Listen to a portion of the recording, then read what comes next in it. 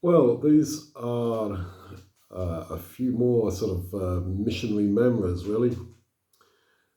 And this is from Cuba in 2011.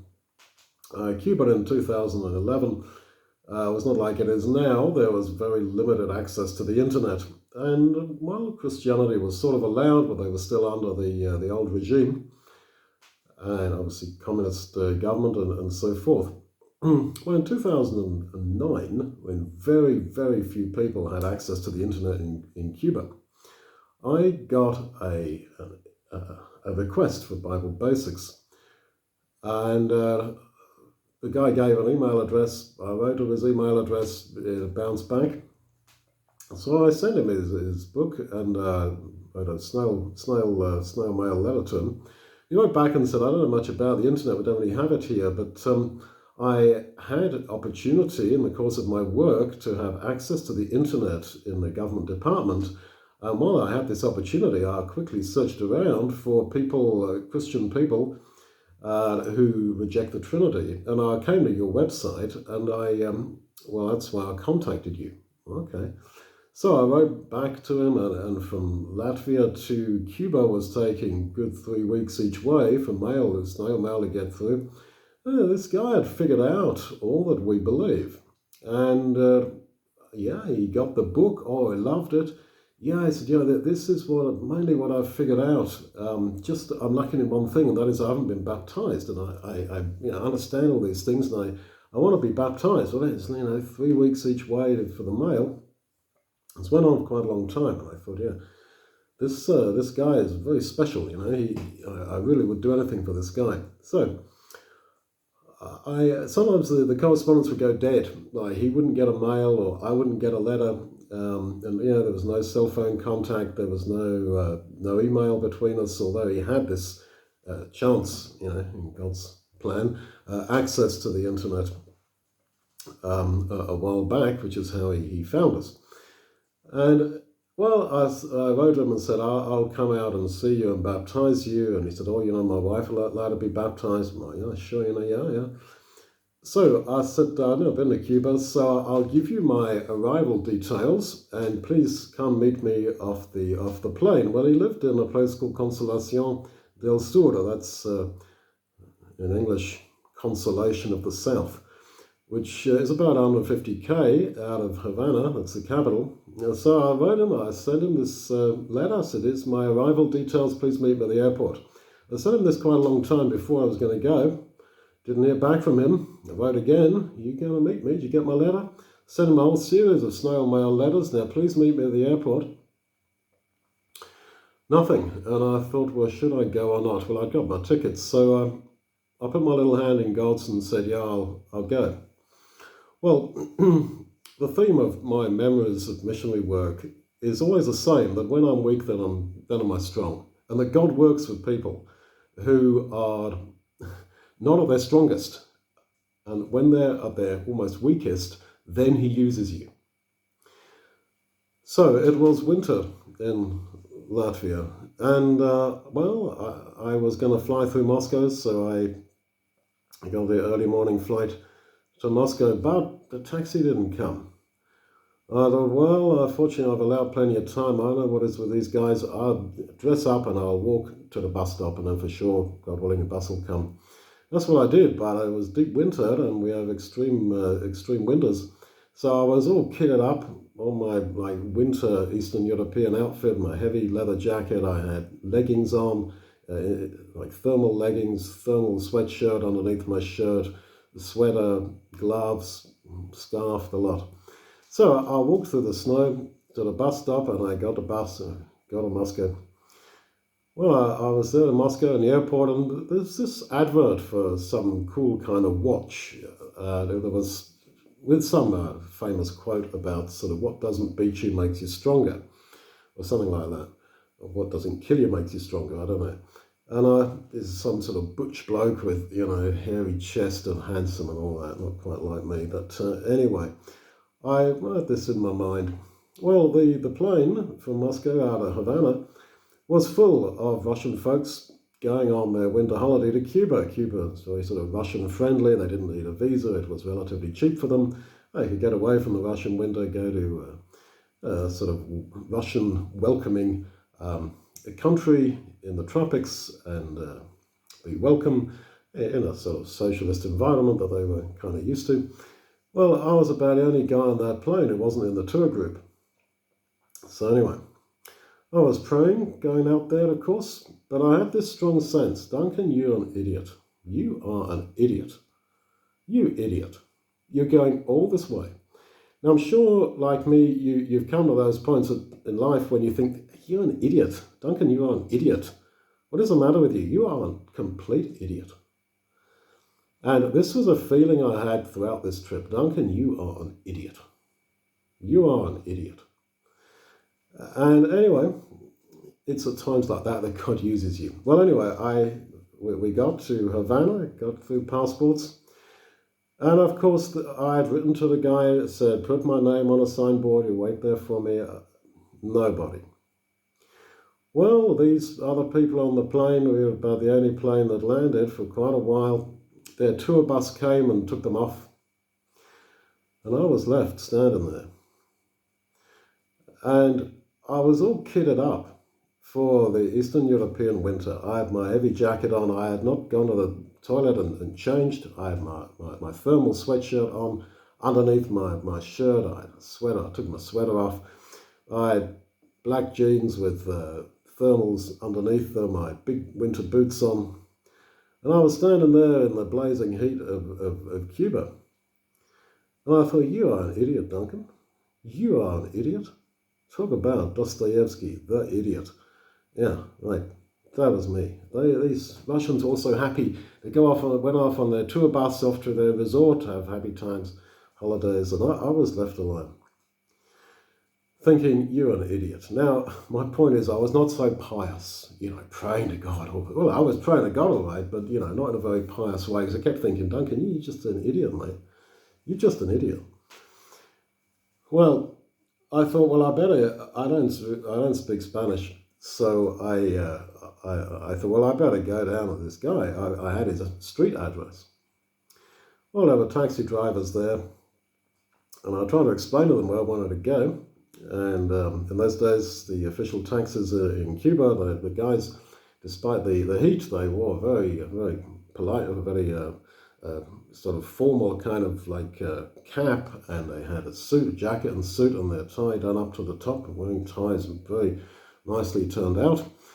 And I said, look, I want to go to this address in Consolacion del Sur. It's like 150 k's from here. And the guy said, well, you want to just go down there? Sort of, well, I mean, we sort of understood each other. You want to go down there and come back? Or you go down there and stay? And I said, yeah, I'll probably just go down there and come back. That's about it. Because I didn't have the faith to think, no, I'll find the man. So he said, $100. Well, you normally knock taxi drivers down, whatever. 50-60%, but I thought $100 to drive me 150 kilometers and 150 kilometers back, and I thought, I don't have the energy to argue with you. It's 100 American, not 100 euros. So I thought, well, no, that's fair enough. I mean, it's an absolute fortune for them. But anyway, I paid it. I said, yeah, okay, you're on. So he said, well, get in then. And I wanted to go to the toilet and just change my gear, because I was sweating. But he wanted to go straight away. He said, it's a very long way. I said, yeah. So anyway, I got in this taxi and off we shot. He wanted to go straight away, so I didn't change my clothes. Well, I'd taken my sweater off, but I didn't really feel I could sort of start stripping off in the back seat. And I just felt such an idiot. There I was, dressed up for the Eastern European winter in the boiling heat of Cuba in the back of this taxi. Well, we got there, and I just had this whole feeling, though I was praying, I was not without faith, but I was just had this feeling, you are an idiot, Duncan. You're a complete idiot. And I thought, well, okay. And I was praying, I was trying to be spiritual about it, but then I thought, this is such a big gamble, And I had the words of that Kenny Rogers song, "The gambler, he broke even. The gambler, he broke even." And I thought, nah, gamblers don't break even, gamblers lose. That's all they do. That's the idea, isn't it? Gamblers lose. Oh, this song in my mind, "The gambler, he broke even." So I wasn't so totally piously, spiritually minded. Well, and I thought of the advert that I'd seen for the watch in Moscow. Whatever it was, what doesn't beat me makes me stronger. And I thought, nah, that's not true. That's not true. What beats you beats you. It beats you. That's how it is. And, that's just nice philosophy, thinking it makes you stronger. Oh, I felt a complete idiot. Well, anyway, we got to this house, finally.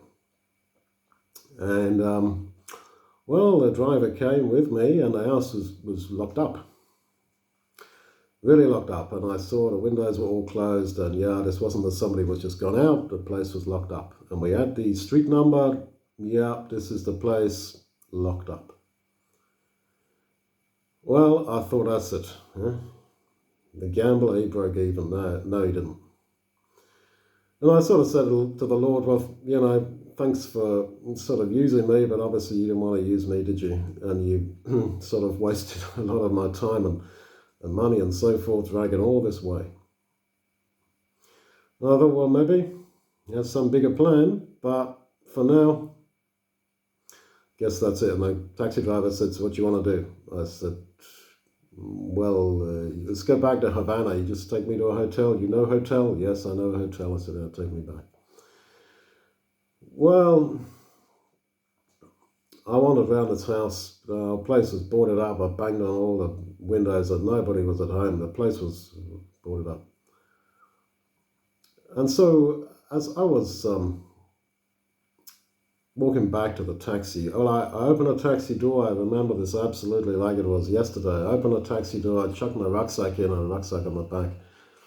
I chucked my rucksack in and I was just there and my hand was out to pull the door. And as a kid walked by, I said, hey, I said in English, you know Mr. Sanchez? You know Mr. Sanchez? Kid looked at me. Very few people speak English in Cuba, at least in those days I didn't. He goes, si. You know Mr. Sanchez? Yeah, si. He's like, come. So I said to the taxi driver, momento, just a minute. I put my rucksack on my back and I followed this kid. And he led me around the back of the house, down a little alleyway, and he pointed to a house with an open door. And he disappeared. As I say, I was in a taxi. I was about to. I had my hand on the door handle to slam the door. The driver was all ready to go. Kid ran off, and I walked in there. There was a circle of men sitting around, and there was a guy holding up Spanish Bible Basics. I'd know that cover, the old cover we had on Spanish Bible Basics with the sunset. That's a sunset over Croydon Airport back in London, just real near where my father now lives. I'd know that picture anywhere. Printed. Hundreds of thousands of those books with that cover. I couldn't believe it. There's this bloke there holding my book, Bible Basics, with a bunch of fellas around him.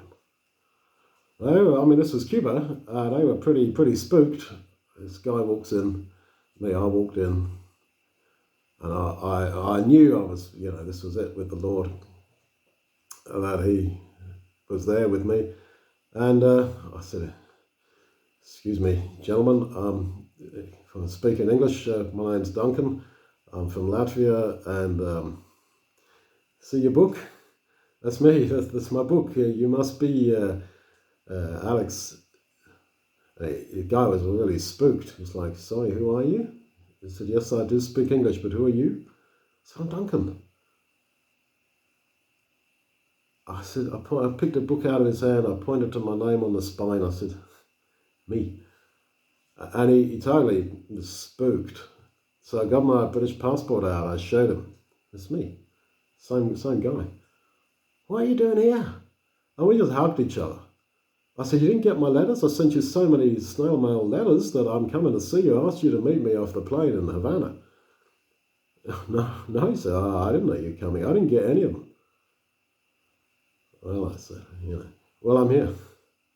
So, as they say, the rest was history. And I baptized him, his wife, and his adult son, and so forth. And truly wonderful people. Absolutely wonderful. And got his little group there. He's teaching the gospel to, etc. And, you weren't allowed to stay in the homes of private citizens in those days if you were from the West, and so they arranged a hotel for me and so on. And I shoot off a taxi driver, and the rest was history.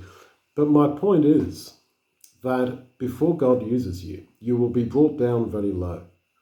In my own case, in this case, to bring me down to the point where there I was, the idiot, dressed in heavy, warm clothing in the blazing heat of Cuba, feeling a complete idiot. I come all this way with no guarantee the guy's going to meet me. And all around the house was locked. And that little kid. How many times has God used little children? I mean, Samuel knew the Lord from a young child. So we tell our children, where did the loaves and fishes come from to feed the big multitude? From a little boy. And I guess we all add, his mummy must have given him a packed lunch, and he shared his packed lunch, blah, blah. And that's true. That's all legitimate. That's all legit. God uses little people. He used that little kid. He used me, who was, not without faith, but not very strong in my faith at all. Almost skeptical with God, like, why you drag me here? Why you waste all this time and effort? And thinking, Duncan, you're an idiot. What beats you, what doesn't beat you, doesn't make you stronger. And the gambler, he broke even. The gambler didn't break even. The gambler loses, and that's how it is. So that's how it is with God. And you pray to God, I hope, to be used by him, as I've always prayed to God to use me. I'm here, Lord, use me. But you see, he will only use you when he brings you down. And if you resist that, or you don't go with the program, you won't be used. I think it have worked out any number of other ways. The guy could have got the letter to meet me off the plane. He could have written back to me and said, yes, thank you, I'm waiting for you, I'll be there. And I would have flown out to Cuba pretty confident that, he's a good man, he's going to be there at the airport. And yes, we met at the airport. And yes, we went back to his town. And yes, we had a nice time together. Everything could have worked out like that very, very easily. But it didn't. The letters didn't get through. I still went. And, God used it. So pray to God to use you. And he will. Believe me, he'll use you. But you're going to be brought down pretty small. Because God doesn't like pride. He uses idiots. Idiots like me. That's how I felt. Absolute idiot. Sweating away, dressed in heavy clothing. Sweat all over me. In the blazing heat of Cuba. Wandering around a house that was clearly locked up. Thinking, well, that's it. And you've got to wait until your hand is on the door handle of the taxi and you're about to slam it and a kid walks by. God will do it with you. He still does it with me, if you're open to it. And it is through the idiots, it's through the failures, that he finally achieves his glory with people.